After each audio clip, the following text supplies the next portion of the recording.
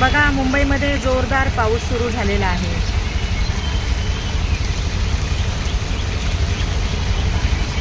आणि मला कोर्टात जायला उशीर होत आहे. अचानक मध्ये भयानक पाऊस आलेला आहे आणि पूर्ण ट्रॅफिक जॅम झालेली आहे. वाहतुकीमध्ये अडथळा, काम धंद्यामध्ये अडथळा, जीवनामध्ये अडथळा.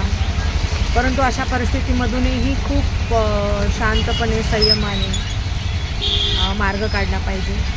तोच प्रयत्न चालू आहे. तर हा अचानक आलेला पाऊस, याच्यामध्ये तुम्ही सर्वांनी स्वतःची काळजी घ्या आणि इतरांचीही काळजी घ्या.